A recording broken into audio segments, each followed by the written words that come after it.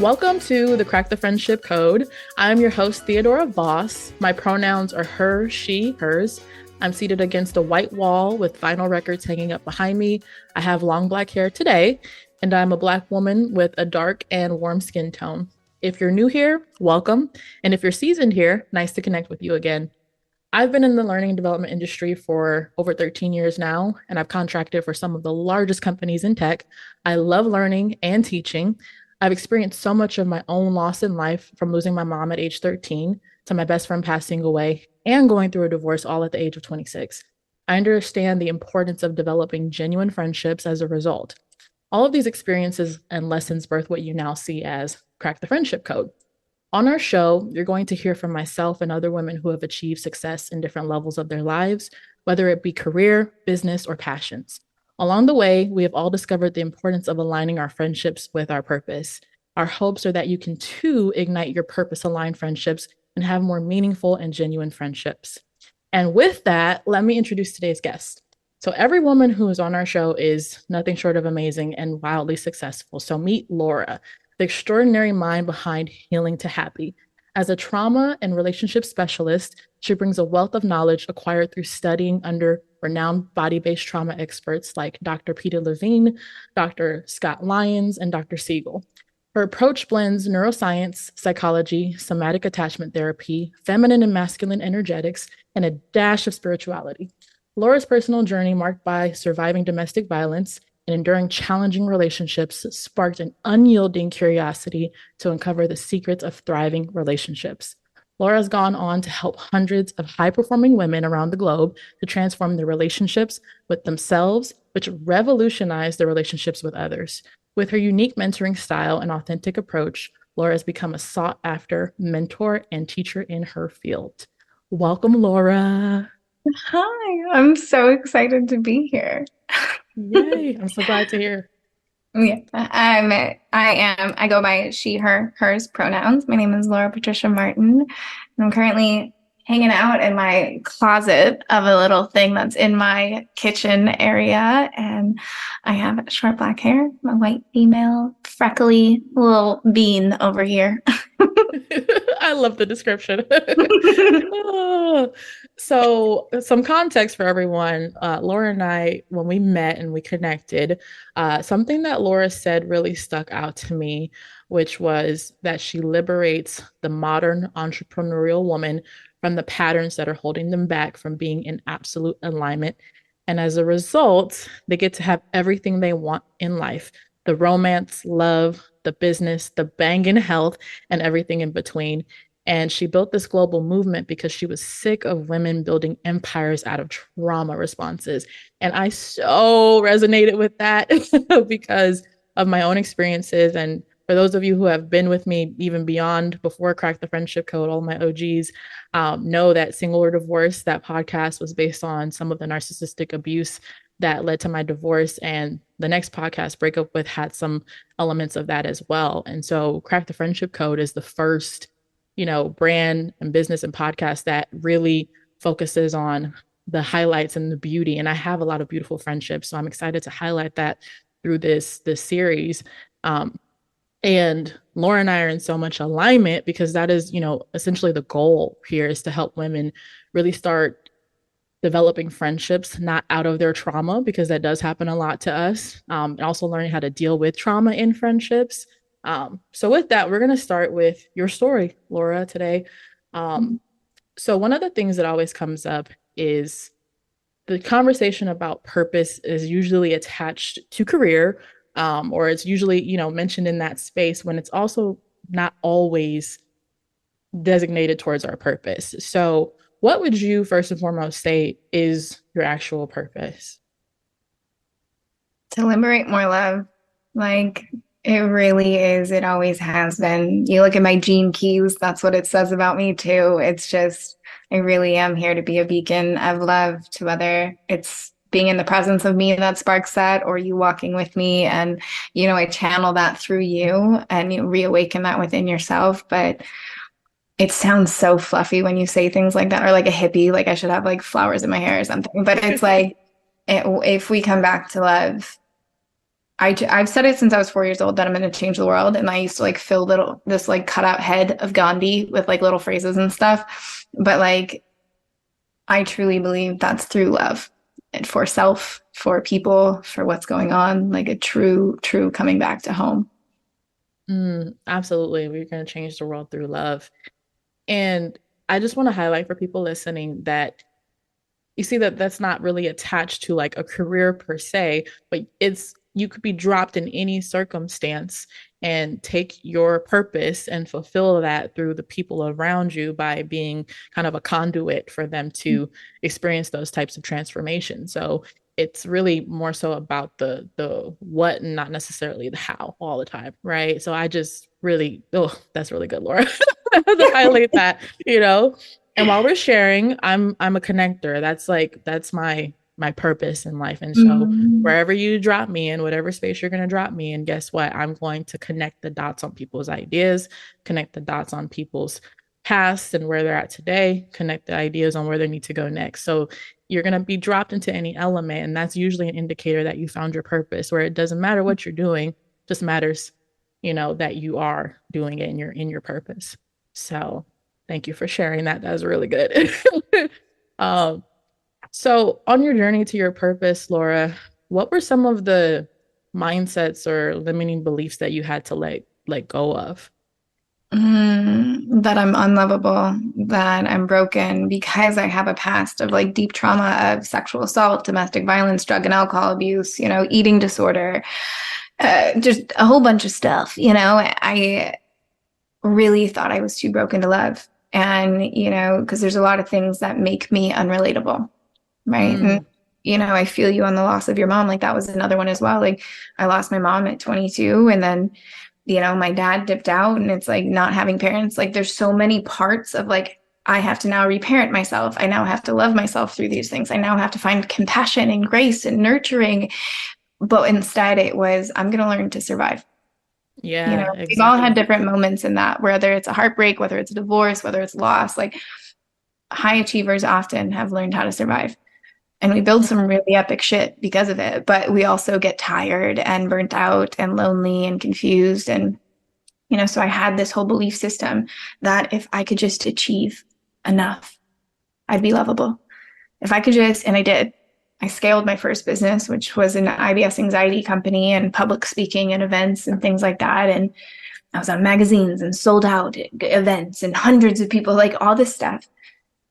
It was still empty. And I was still empty. And I was like, oh, it must be love. Oh, still empty. Oh, it must be fitness. Still empty. And I remember one day when I hit a launch and I was like, oh my God, this actually, like, and I shut the laptop and I was like, it must be something else. So I booked a one-way ticket back to America, thought it was going to be love, fell in love, had my heart broken. And I was like, that's not it either, I guess. I guess it only is self. I have to show self that I am lovable just because I am, not because of what Mm, I do, not because of what I've earned, not because of what I look like. I am lovable just simply because I am, because I exist. And so I went on that whole journey of really reprogramming that, where it's like, my story doesn't make me broken, and no amount of achievement is going to make me feel love unless I dismantle all of that stuff to finally come home to myself. yes, Laura. Yes, yes, that is so powerful. And it's really hard to let go of that type of, you know, train of thought because of the fact that we're so conditioned with the way our society is that like when people ask you, what do you do? They're not talking about our purpose as we Mm-hmm. call it. I could say I'm a connector. I'm like, what the heck does that mean? Well, in my career, my capacity is this. And so I think that so much of who we are gets attached to who what we do in this culture. And sometimes people size you up by what you do. And I didn't know that people did that for the longest time. And I didn't realize I was getting sized up in so many situations. But it's so hard because we're in a culture of where you do more, you're supposed to be rewarded, right? And Mm-hmm. so letting go of that train of thought of doing makes you more than is that's hard. Um, Back in California, I was a part of helping set up a conference, and their message was I am enough. And they had these beautiful pieces and jewelry. And I just remember wearing that and really trying to embodying, get close to that I am enough. And but people would then come up to me that I would know, and they would say, I am enough. And I was like, yeah, well, no, you're more than enough. I'm like, no, no, no. Like, I am enough. And I couldn't emphasize that more than that. Is just by being who I am and by showing up means that I am enough. And so I thought that was very interesting that people are always saying, no, you're more than enough. That's not the point. The point is I can show up and I can rest. And for a lot of women and underrepresented minorities that have a hard time wrapping their brain around this, you have to embody it, and it's really difficult. And so, give yourself some grace on figuring that out and letting go of some of those things, right? Um, Mm.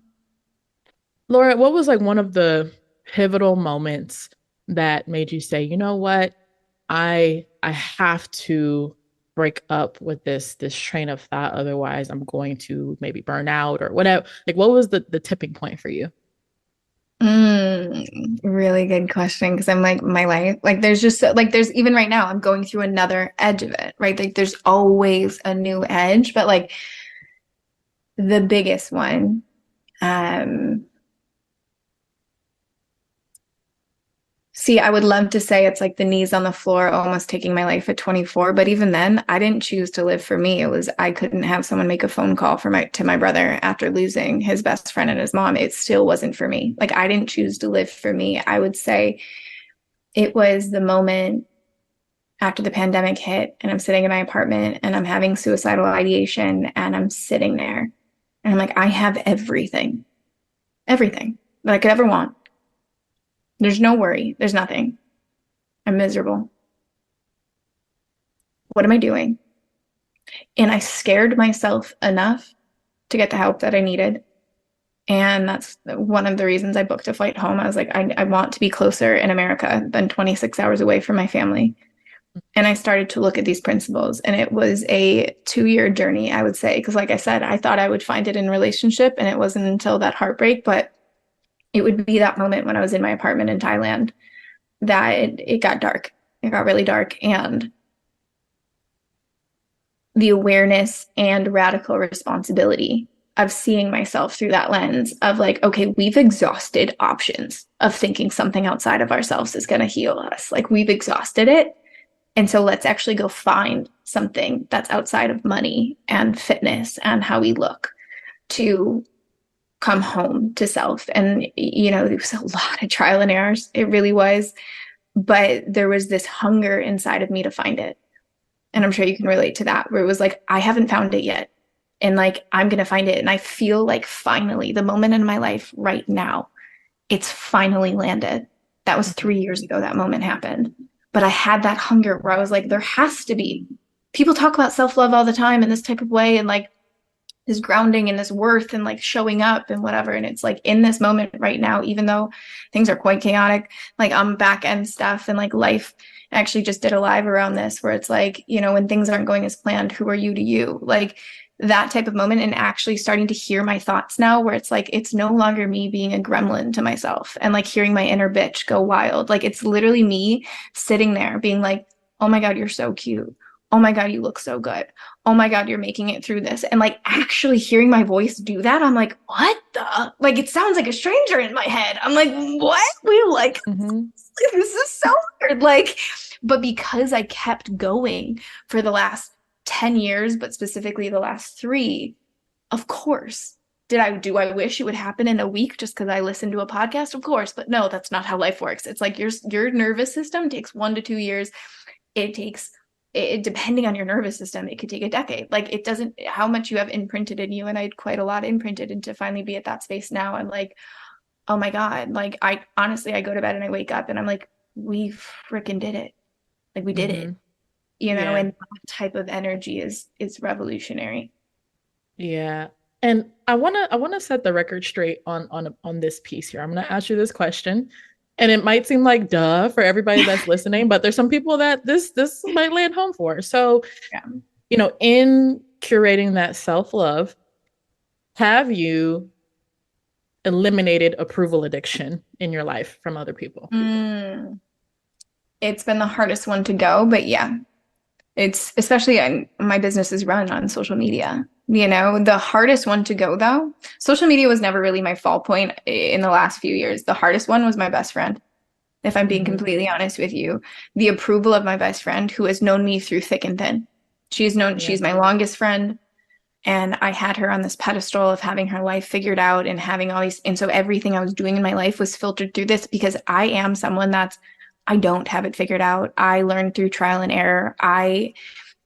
She's a Virgo, I'm a Libra. If that explains anything to anyone, It she has does. everything. I'm like, she has everything. And I'm like, da, da, da, da, da, da, da, like floaty, I don't know, but somehow I am successful and I do it, but I am naive and I'm like a puppy in the way that she describes me. And so the biggest thing in our friendship and in my own journey so far, specifically this year, is not looking for her approval of if I'm doing it right or wrong and knowing that I am doing it right always. Am I doing it messy? Yes. Am I doing it right? 100%. And so there has been different aspects that I've had to like rework from like parental approval, from like familial to boyfriends to things like that. The last one is like the person that's closest to me, which was the hardest one. But to finally Hmm. be in that space, and we actually just had this conversation like a week ago, where it's like, it's so freeing because then we just get to be and like no one's looking, it's an interesting space, but it is so freeing. That's awesome. That's awesome.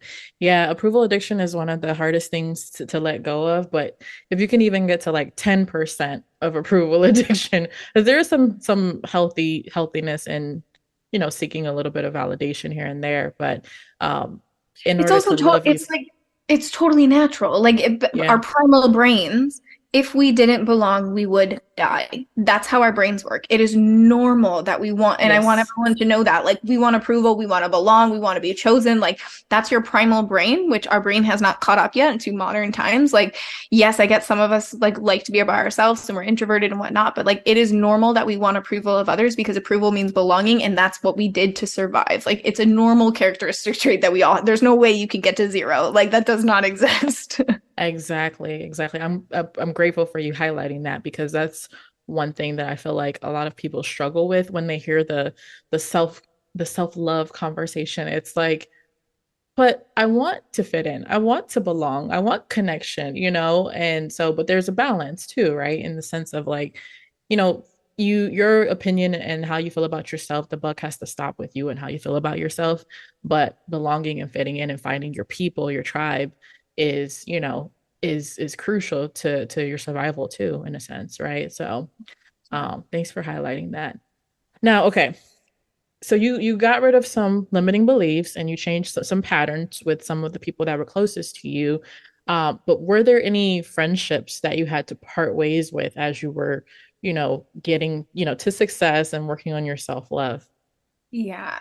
So a lot of them. I mean, making the transition from being a heavy drug using partier, like obviously it was like I'm now becoming this nutrition guru.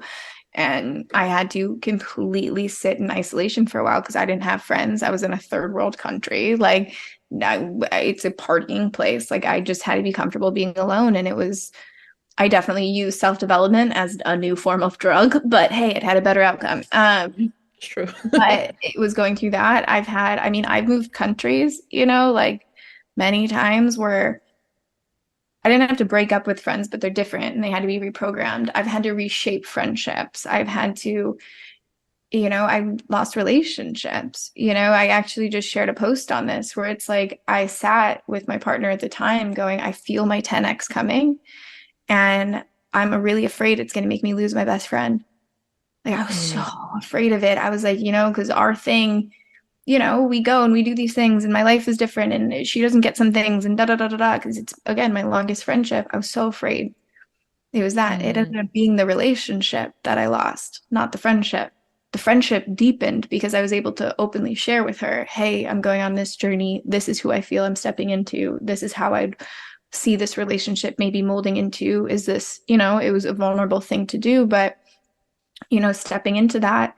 And then, my friends in Texas, basically, I had a lot of friends I made, and it's not that they didn't fit. I just didn't see it evolving into who I am coming into. And like, exactly. I'm very, soft and feminine and spiritual, and everything in me is a 10x. Like my business is my baby, and so is my self-development, and so are my friendships. And it wasn't so much about expansion anymore, it was about depth. And so I really went into this like, especially since I'm moving, I'm like, who do I see myself? Who do I see at my wedding? Because that's all I got time for right now. Like if you're not at my Mhm. wedding, I'm not going to worry about getting coffee with you just to make a business friend. Like I don't care about that right now.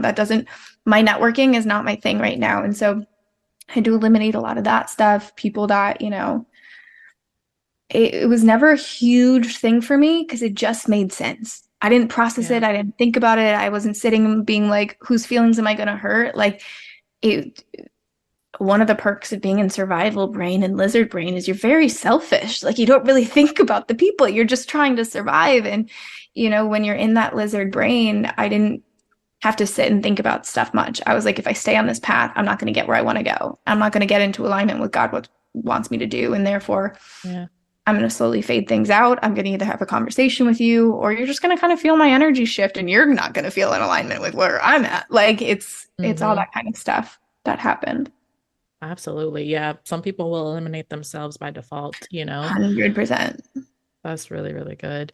Um, so once you did that, it seems like obviously, you started to get more in alignment with your purpose. But were there any other impacts to your life that parting with some of those friendships had? Yeah, and friendship breakups are harder than real breakups, Like they really are. Like they're Yeah. intimate ones. They know so much about you. They were supposed like feminine when you let them in and you have female friendships. They're so beautiful, They really Like you are. don't think of an ending. You're not jealous. You're not this. You're not that. Like, I don't know. It's different. So that part and like the healing and the, you know, going through this is one. Going through the am I ever gonna find my people phase. Like, am I Mm-hmm. ever gonna find my sisterhood? Because I had it in Thailand. Like me and my girls in Thailand, like, oh my God, that was my sisterhood. And I came back to America and the way that I speak, I'm a woo-woo spiritual business, somatic therapy. You can't have an easy conversation with me. It doesn't freaking work. Like that's not happening when you sit down with me. So when I would sit down, everyone would kind of, when I first got here, look at me like I was from a different planet and they'd want to talk politics and they'd want to talk this and very like masculine. And I was like, I haven't been here for 6 years. I have no clue what's happening in your like what? And I don't know simple thing. I'm like, I don't care about any of like, why are we talking about what's happening on reality TV? I haven't touched a TV in 6 years. I have no idea. Like I felt those kind of things when I first got here and I was like really tired. And I remember Mm. my partner at the time being like, "Don't you want to go make friends?" And I was like, "No, I'm really good on that one right now." And then it got to the point where it was like, "Oh, like I don't feel like I belong. Let me look at that wound. Do I feel like I'm better than them? A little bit. Can I work on that wound because I'm not better than anyone? Cool. Can I work on that sisterhood wound? Can I work on that ego wound? Okay, cool." And then going out in the world and being like, "Can I just be open to like anyone coming into my orbit without like putting a story or attachment to it?" Okay, cool. And then starting to learn from these people and growing in those kind of arenas and like yeah, it was a really big self-development journey because that wound was so big because of childhood stuff and like being bullied and all that kind of stuff of like, oh, I am just the weird girl that no one can place and understand. Great, this is just my life. And like finally getting comfortable be like I now openly claim I am the weirdest human you will ever meet. Like you will never be able to keep up with my brain and honestly, it's the best thing ever. And the people that know and love me now, they're like, "Oh my God, I love your brain." Like you find your people along that pathway, but it's so interesting because that was something that like at one point in my life because I didn't belong and because my brain felt so weird I was going to take my life over it. And so now sitting in this space where I'm like, oh, like you just kind of got to fall in love with your own brain and your own company and your own things and then your people are there. And yeah, that all of that was a huge thing I had to walk through in that journey Mm. of in between, man, you know. Yeah, I know. Oh yeah, 100%. Um, so okay, were there any okay, because you've done a lot of work, right? And so with that also comes, new responsibility when it comes to choosing new friendships too. Were there any norms that you like friendship norms that you had to part with in order to really start building new friendships? What do you mean by friendship norms? Like, for instance, some people feel like, okay, I've been friends with you since high school, so we got to stay friends even if the friendship is Oh, not continuing. But like, were there any norms or like ways that you connected with people that you might have had to, break up with? yeah. I mean, that one I feel like kind of eliminated itself by moving across the world. It's like, Yeah. I have one friend from high school. And then I went back for her wedding actually last summer, and my high school friends were there. And that's when I ran into like my high school best friend that I'm not friends with anymore. And it was like worse than running into your ex-boyfriend. You're like, oh my God, I'm like literally sweating. Like, why am I so sweaty? Like all these, like, I don't know what to do. Like, what? Yeah. Because like you know someone so deeply. Yeah. And then all of a sudden you're like, so how about them bears? Like it's like you like it's so weird. And so it was interesting, but then I'm like around them and I'm seeing like, oh, you guys are still getting wildly hammered and like not having real conversations about anything that truly matters and doing these things. And I remember like talking with the one friend that I am friends with now, you know, around all these, and I was like, why? Because she has that type of dynamic. Well, they've been friends for so long. And I'm like, yeah, I just none of this is of service to me or what's happening. And so I know moving across the country or moving across the globe was the gift I needed because God only knows would I have stayed in that and who I would have become. Like I don't think I would have been expanded in the way that I am now, but that was a big one. Yeah, the high school ones, like for me, I'm like, why? Like I hear this from people all the time. I'm like, you're miserable. Why are you doing it? Like, I don't understand how time. I'm like, even my own family. I'm like, if it's not serving me, I'm out. Like, it's like we get boundaries. Not that there's anything bad with that, but it's like, I'm gonna love you from a distance because this isn't really working for me. Like, Hmm. you get to set your own boundaries in this. And it doesn't necessarily mean you have to cut, because I know people have ties. It's like it's our longest friends, it's whatever, but you can love them from a distance. They don't have to still have full access to you and be your best friends and do these kind of things. It's like you can, and I have this with my father. I'm like, you can have limited access to me when like it feels good. And like that works for our dynamic now because it doesn't work in the closeness, you know? In certain Hmm. friendships, they also evolve for that, depending where my business is at, depending where my relationships are at. Like you don't have to love, like we think if we love them up close, but like you're actually hating them up close. So what if you chose love and you love them from a distance, something they talk about in Al-Anon, where it's like detaching with love. And so in Al-Anon is a 12-step program for support for addicts and things like that that I went through. It's great if anyone's looking for support in that arena.